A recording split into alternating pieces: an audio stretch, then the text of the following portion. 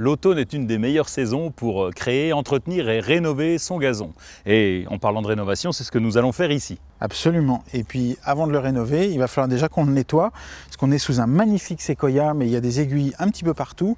Et il faut quand même rénover à partir d'un sol propre. Donc je t'ai apporté aussi un râteau, puis on va y aller. La première étape de la rénovation va être de scarifier le gazon, c'est-à-dire qu'on va éliminer le feutrage qui est à la surface du sol. C'est les déchets de végétaux qui se sont accumulés. Ça fait un gazon très épais avec un réseau de racines très dense.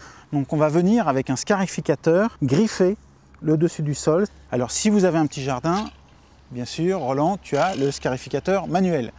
Alors c'est assez physique et l'idéal c'est d'avoir aussi un scarificateur électrique.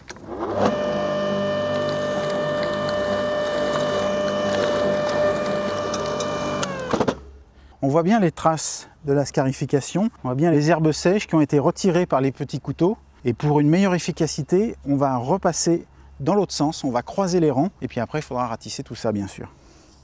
Une fois le sol bien propre, nous allons passer à l'étape suivante, le terrautage. Le terrautage consiste à épandre du terreau pour améliorer le sol et permettre aux petites graines de démarrer plus facilement.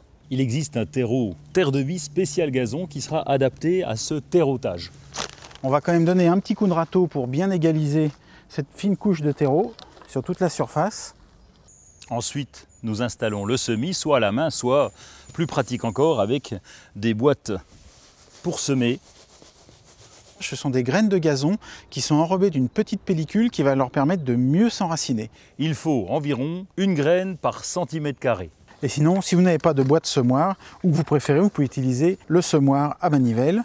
Il en existe même des électriques. On règle le débit ici avec la gâchette et on tourne la manivelle comme ça, délicatement, qui permet d'avoir un semis bien régulier. Et là, on va donc remettre une couche de terreau par-dessus les graines pour les enfouir un petit peu.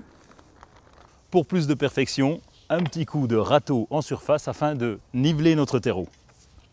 Évidemment, nous sommes sur un petit espace. Il nous reste l'étendue de gazon à faire ensuite. Il n'y a plus qu'à passer le rouleau. Et ça va permettre de bien plaquer les graines entre les deux couches de terreau. Et la dernière opération, l'arrosage. Pour permettre aux graines de germer plus facilement, il faudra environ 3 semaines avant que le gazon ne lève et arroser toujours en pluie fine pour éviter que les graines ne se déplacent. Il faudra tondre lorsque ce gazon fera environ 8 cm de haut. Et vous choisirez votre gazon idéal en fonction de vos besoins. Il y a des gazons qu'on appelle récréation. Si vous avez des enfants ou beaucoup de passages à cet endroit-là, choisissez celui-là. Des gazons pour le plein soleil, des gazons pour l'ombre. En choisissant le gazon le mieux adapté à vos besoins, eh bien, il n'en sera que plus beau.